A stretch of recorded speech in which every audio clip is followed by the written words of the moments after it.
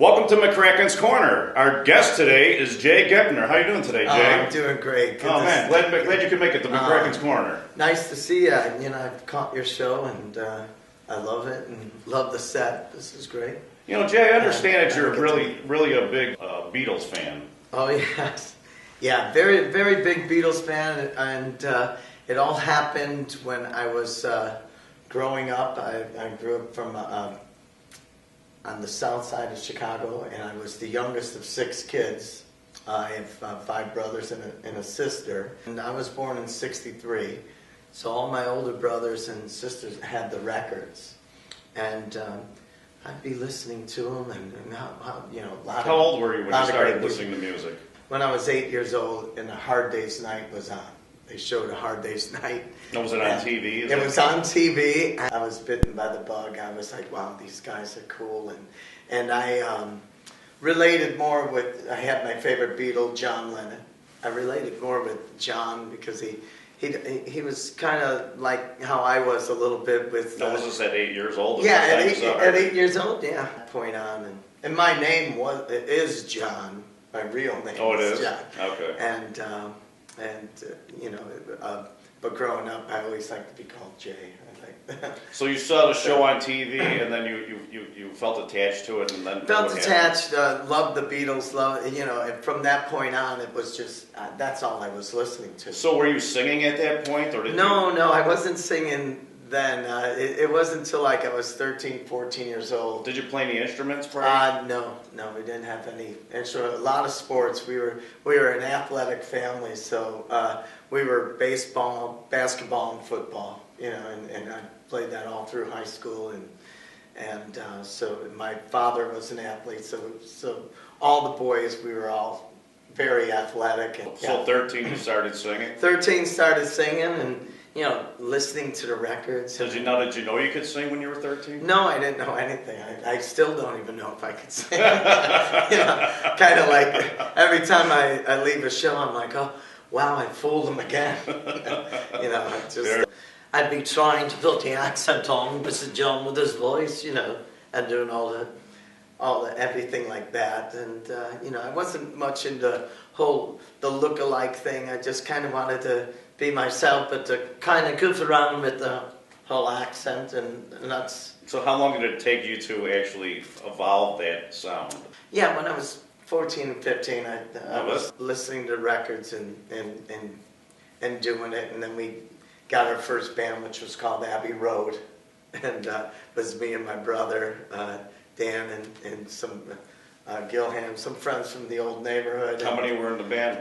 There were like 5 of us. Was it a garage band? Garage band all the way. Where did you guys play? Did you play anywhere? Yeah, you know what? We played at the church. Seven Holy Founders Church would have these things that they called Founders Footlights, and what they would do is they would turn the whole school into, it looked like Las Vegas, where the classrooms were more like showrooms. So we would be in one of the rooms doing our Beatles show. So the very first Beatles show you did, did you do it at the church? At the church, yeah. And what was the response? Response was, it was really good. How much practice did you guys put into it as a band before you actually did the first show? We were sounding terrible, as every garage band does, but we met this gentleman named Steve Reynolds. He used to play at a place called the Ground Round.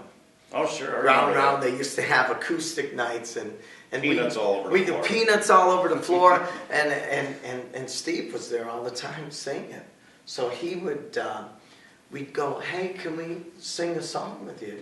Can we sing a Beatles song? So he'd have us come up and sing, I'd do like Hide Your Love Away or one of the John songs, and Twist and Shout, Now, when you first went up to do it for the first time or the second time, were you real nervous about it? No, or did it sort of feel natural to you? I think I never really was nervous, nervous about it, and I still don't get too nervous about anything. It's more, I'm more excited to do it. So I, looking back on that, I was like, give me the microphone, I want to sing.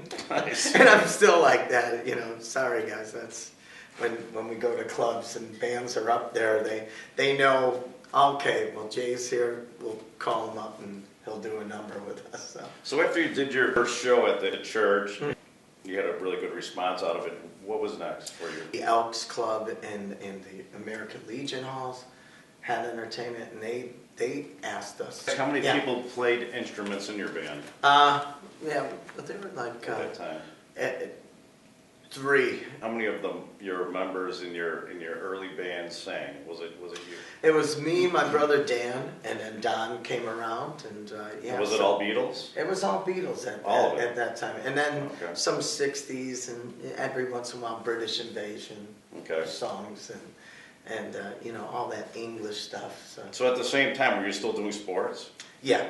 I was doing sports all through high school. So. And what kind of sports did you do? Football, basketball, and baseball. Oh, yeah, okay. so Nice. At Leo All High School. rounded. My brothers all went to Leo, and so great Irish Catholic school on the south side of Chicago, 79th and Sangamon. A shout out to all my Leo friends out there, the Leo men. Yeah. How long did you guys stay together as a group, that particular group? That particular group, Abbey Road was only together for maybe about a year and a half, maybe close to 2, and then we had Feedback. Feedback was a band doing Beatles, but we were also doing songs that we had written. What kind of music was that? Very poppy, you know, pop, Is there, with a '60s vibe to it. Do you play any of those this day? No, we don't. What was one of your favorites? I was thinking, there was a song that we had called Candy. Candy, oh, be my baby. Is that one you wrote? So, well, it's a song that Don and I wrote along with my brother Dan. We all just Candy was the name of the girl I met in Los Angeles. But you know, when you guys wrote music, you guys write music, and I've heard it different ways. Do you write the lyrics first and then put the verses with it, or do you have the verses put together first and then try to find lyrics to fill those voids? Yeah, I always do. Well, if as far as writing, I would just write lines that would sound good together, or write a story, kind of like a poem in a way, and not have a melody in mind, but I usually write a little better when I have a melody to go by, and the creativeness comes out a little bit better. So personal stories or things that maybe I've read or I see happening around me, you know, not necessarily about me, but about somebody else. And some days there's melodies going on in my head, and I pick up a guitar or a little bit of piano and try to pick out what I'm hearing and place it all together, and then start writing. So along that way, when you guys were playing and doing festivals in your teens and writing songs, did you guys play a lot of your own songs as well as the? Yes, we would throw them in there. In fact, I was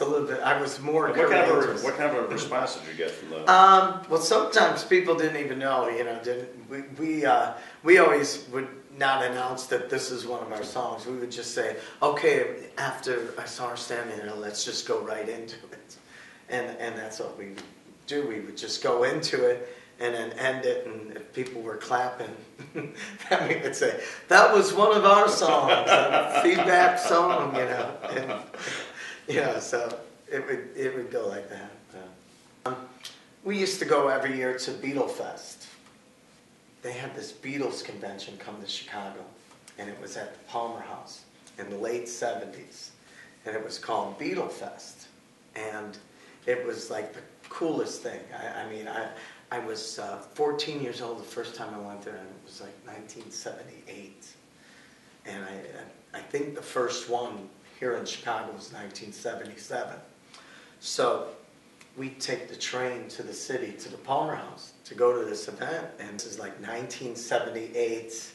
I'm in 8th grade.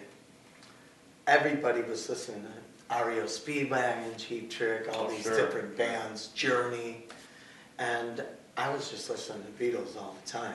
You know, that Beatles were like, I'm like, nobody's like the Beatles. These guys are great, you know. But they all said, oh, they've been broken up for years. They've been broken up for 8 years now. that's, that's all part of the past, And I always felt like, oh, nobody gets it. Nobody gets how I'm feeling. Well, I went to this Beatle convention, and I saw thousands of people. People my age, people younger than me, older, all different ages. And I finally felt like, wow, I belong here. Because you would tell Beatle jokes and people, and they would get it. And you would be like, wow, these people understand me. And I felt like I was a little different all growing up because I loved the Beatles, and everybody was saying, hey, they're broken up. They're nothing. And I always said, no, the Beatles are great. In fact, we're going to be probably talking about them for the next 100 years. And you know what? I was a smart kid at 12, 13, 14 years old saying that, because you know what? Here I am, 55, and I'm still talking about it. I'm still doing music. But at this thing, Beatle Fest, what was great about it was they had Beatle look-alike contests. They had Beatles sound-alike contests. So I entered the sound-alike. Now, what was the age? What was the age range in that? Fest? Anybody could get up there and play. You had to audition first, and then if you made the audition, you got to go on the big stage. So it didn't matter what your age. There was no age group. So I didn't play at the time, and there was one of the guys from American English. And I'm like, hey, can you play "Hide Your Love Away" for me? And I sang "Hide Your Love Away," and I ended up winning the John Lennon the Beatles sound-alike contest. Oh, at that? At the age of 14. Wow. Yeah, and then I won it for the next 5 years. 1980 was the comeback of John Lennon. Mm-hmm. He gave up music in 1975 in order to raise his son. One day he just said, I want to make music again. And he wanted to come back and talk to Yoko and said, yeah, now's the time, let's do it. I could be a father and juggle this rock and roll thing. So 1980 was real exciting for me. Well, how old were you in 1980? 1980, I was 17. So I was waiting because I always said, Mom, when I turn 18, I'm going to New York. I'm going to New York because I want to hang out and meet John. And, because at these Beatle conventions every year, we meet all these people, and they're like, oh, Jay in New York, he lives on 72nd Street. He comes out all the time. He signs autographs. He's always real nice. I'm like, oh, man, when I turn 18 and I'm out of school, that's the first thing I'm going to do. When John Lennon was killed in December of 1980, December 8th, and it was the worst day of my life. I mean, that was the day where the kid in myself had to kind of cope and I remember that was on the radio. It was, December 8th on Monday nights. It's just, it was tragic because John was my hero. I was just like, oh God, I was thinking about when I turned 18, how I was going to go to New York. So you never got to meet him. This was never going to happen now. And I went into a bit of a depression. I remember going to school like 2 days later. And the whole school. Were you a senior? I was junior. A junior. And the whole school knew I was a Beatle fan. It was a small school, and I was always the Beatles this, and singing at school. And when I arrived to school the morning of December 10th, 2 days later, I came in, and there were all these notes on my locker of saying, Jay, we're so sorry. Really? The principal of the school and nice. The dean took me in their office. Are you okay? We're praying for you. Are you all right? You all right?